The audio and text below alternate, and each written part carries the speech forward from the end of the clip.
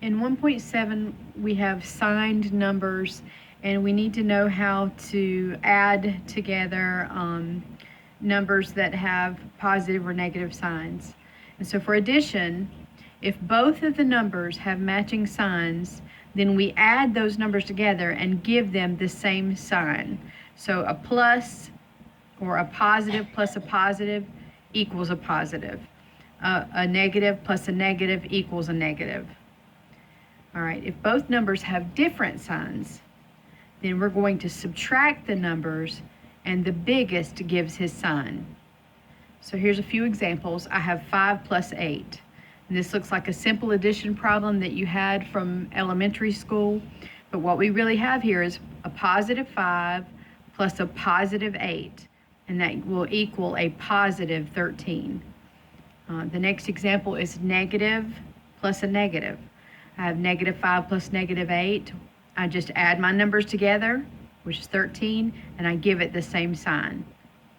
Now here's an example of different signs. My first number is a negative. My second number is a positive. So all we do is subtract the numbers. 8 minus 5 is 3, and give it the sign of the biggest. 8 is bigger than 5. It's a positive, so this is positive 3. In this example, I reversed it. I made my 5 be negative and my 5 be positive, my 8 be negative. I again subtracted the numbers. 8 minus 5 is 3, and since 8 is bigger, it gives his sign to the answer. And that's for addition. For subtraction, the rule is to change the sign of the second term and then change it to an addition problem. So here I have 8 minus 12. So I change, this is positive 8 minus a positive 12. And so I'm going to change this to a negative 12 and change this to addition. All right, in this example, I have a positive 8 minus a negative 5. I change this to positive and change this to addition. In this example, I have another subtraction problem, a positive minus a negative 2. I change this to the opposite and change this to addition. Now you follow the rules for addition. If both numbers have matching signs, you add the numbers and give it the same sign. If they have different signs, you subtract the numbers and the biggest gives his sign. So for the first example, 8 minus 12, we changed it to a negative 12 and changed it to addition. So positive 8 plus negative 12, their signs are different, so I subtracted my numbers. 12 minus 8 is 4. This guy was bigger, so he gave him the minus.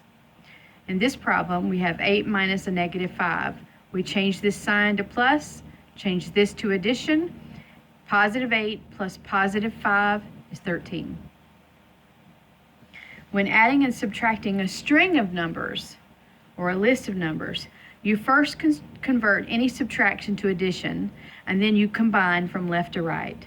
So in this problem, I didn't have subtraction. I have 8 plus something else, plus something else. And so we're going to simply use our rules for addition here. I have a positive 8 plus a negative 3. Those are not matching signs, so I subtract the numbers and I get 5. This guy's bigger, so it's positive. Now I have plus my 5 plus a negative 6. Okay, now I'm going to add these two together to get 10 plus a negative 6. And finally, I'm going to combine these. A positive 10 plus a negative 6 that means their signs are different. I subtract the numbers and get 4. This guy's bigger, so he gives him the sign. All right, the next example, I have some subtraction. So I'm going to go in and take care of that. Here I have 2 minus 8.